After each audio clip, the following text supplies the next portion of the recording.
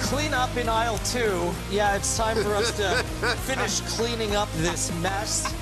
That's what the night was. It was a mess, start to finish. Cruz Azul 5, Vancouver Whitecaps 0.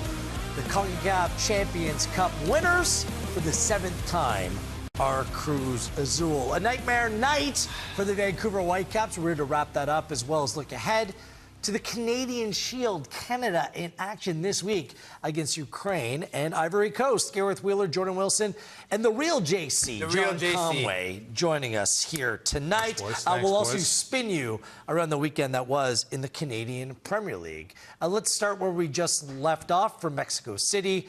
It was a demolition job.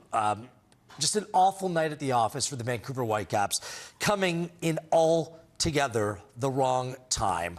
Let's break this all down. How do we make sense not only of a result like this, but a performance like this, John? And I'm going to start with you because you and your sides have played in a CONCACAF Champions Cup. And it wasn't a one-off final, but at least in a first and second leg, I mean, it was flat. There was no urgency and absolutely no execution. Urgency is number one. There was zero urgency to start this game. The one thing that really stood out to me is, like, you're going away from home, playing in Mexico, and you want to pass the ball out of the back and try and be kind of fancy. Get the ball forward, play it in the other end, win second balls, and press. What they couldn't do in the first half was get in the attacking third. They were so good getting in the attacking third, and then when they get there quick, and then when they lost the ball, they repress and get second chances. That was impossible for them to do tonight because they never got the ball to the final third. That being said, Cruz Azul was excellent in committing errors or causing errors for Vancouver. Kubas just had a But I feel like a lot of these things are like not sophisticated. Like, look, it's a throw-in. Well, it's a 2-on-1. Two center backs don't communicate, man open behind. Like, file these away as self-inflicted wounds. Yeah, the nuances to the game is you have to defend, you can't switch off, you have to make sure you get numbers behind the ball, you have to make sure in instances like this that you clear your lines. You mentioned on the call, John, you see Kubas does well for a CDM to get in between the center backs in that position. You gotta lean back and clear the ball.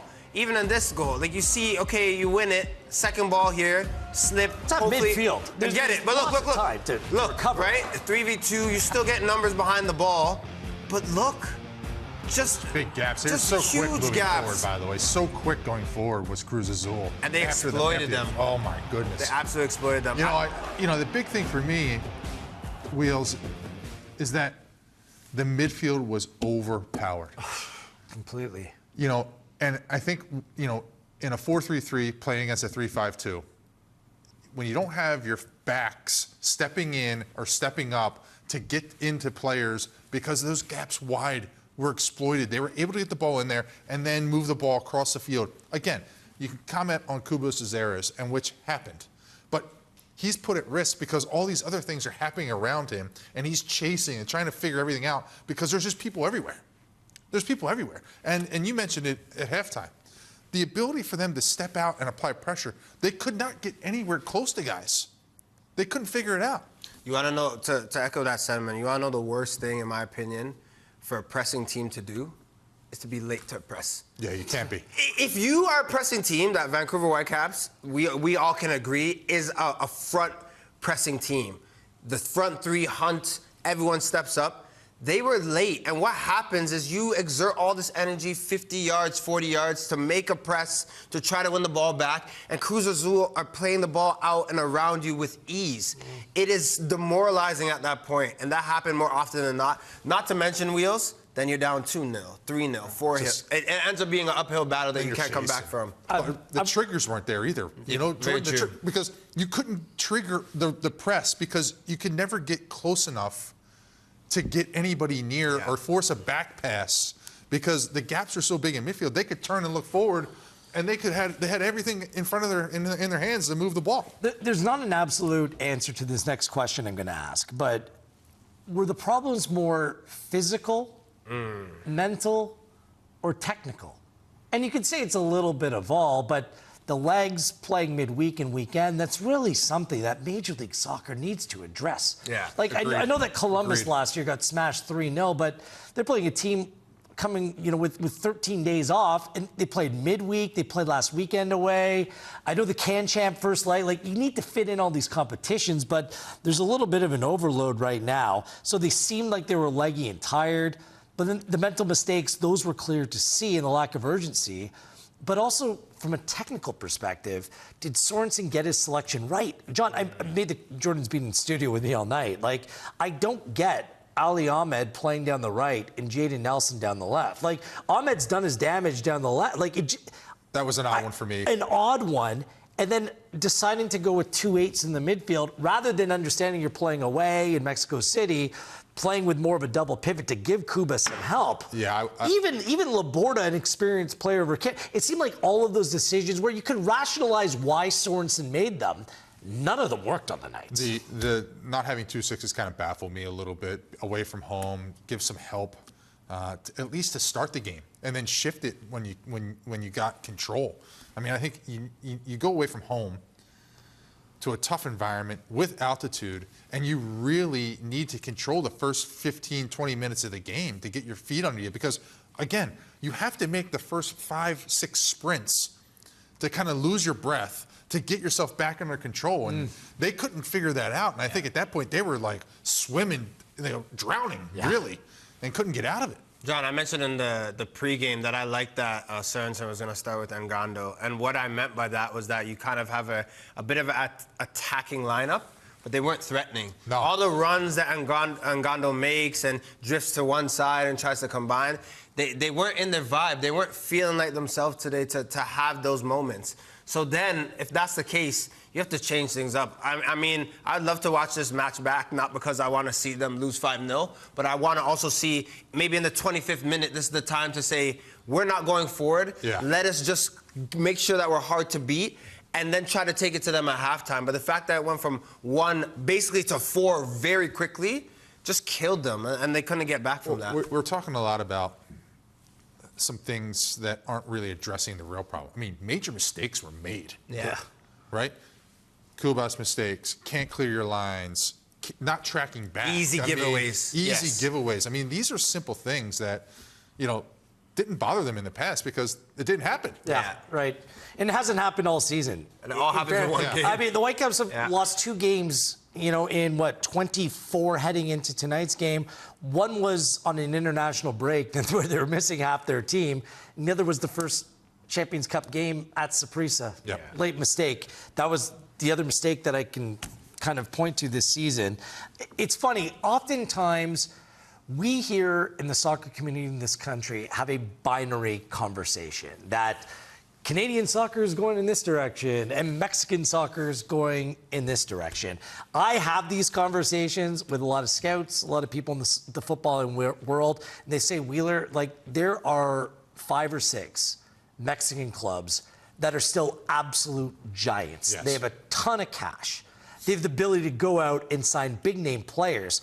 I pointed to it, like 2 of the players on this Cruz Azul side were designated players and good ones in Major League Soccer, in Bogusz, who scored, and Giacomakis, who started on the bench tonight. That just shows you that there's still a qualitative difference to the team, and the demise of Mexican football that a lot of people are say that's happening, maybe it's being completely exaggerated, because we saw the national team go out and beat Canada quite comprehensively as well at the Nations League. I mean, big money's being spent. You talk about big Bogusz. money. Bogusz was $10 million from LAFC, and they brought in a substitute. It wasn't Giacomakis. I forget who the other substitute that came in at the same time. Orozco came in. Orozco, $11 million guy. I mean, you got guys that you pay big money for that were at good clubs.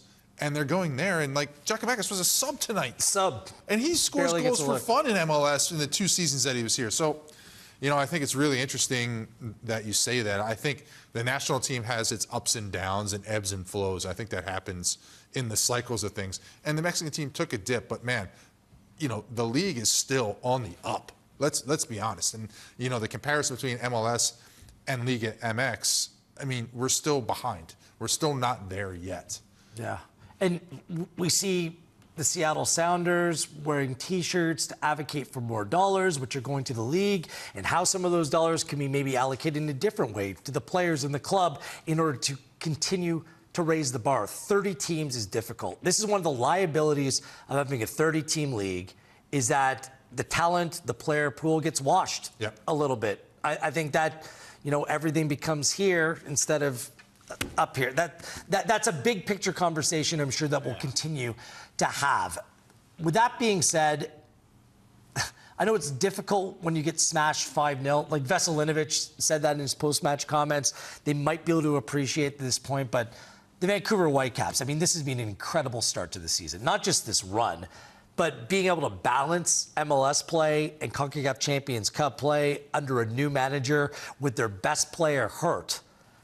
This is why we need to have this conversation. I think if the Whitecaps are smart this summer in terms of adding players to their team, this can still turn out to be an historic year for the Whitecaps. I do think they have the potential to be that good.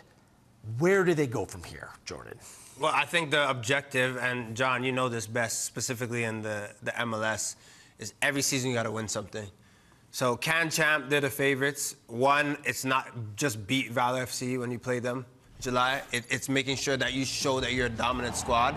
But then staying the course in the MLS, because right now, before this match, you went 15 games unbeaten. You're top at the MLS table in the Western Conference.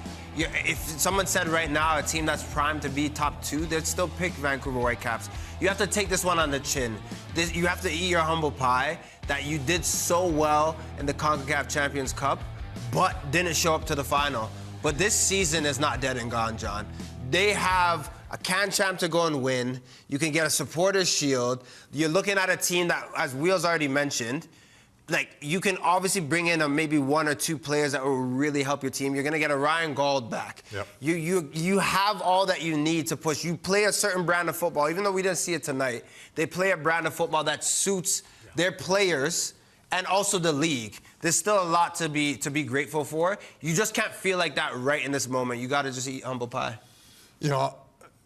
Personally, I've been through this.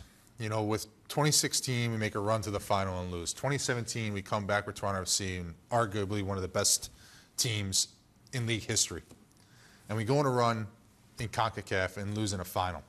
And I don't think, emotionally, we ever recovered from that. Oh, that was a down year. We struggled coming out of Champions League because we put so much effort into it. We put so much into achieving our goal because we really wanted it. And that's the one game, I say this to anybody who asks, that's the one game I honestly regret because I really wanted to win that one. So when I look back and like, man, I want that one back. Because to win that, to go from winning the treble and winning that, it would have solidified us for sure as the best team. And I really hope that the wheels don't come off for Vancouver. I really hope this is where Yester Soroson's got to earn his keep. He's got to motivate these guys again. He's got to refocus them and get them going back in the league and keep doing what they're doing in the league. And I hope he can do that. It's not just, the emotional capital that you put into it, that your team suffered through. It's the physical side of things. Well, this is their 25th game in 101 days. It has been crazy, and that will take a toll. I think Axel Schuster needs to bring in players this summer to ensure that this team has the best chance possible to go out and do something exceptionally special domestically.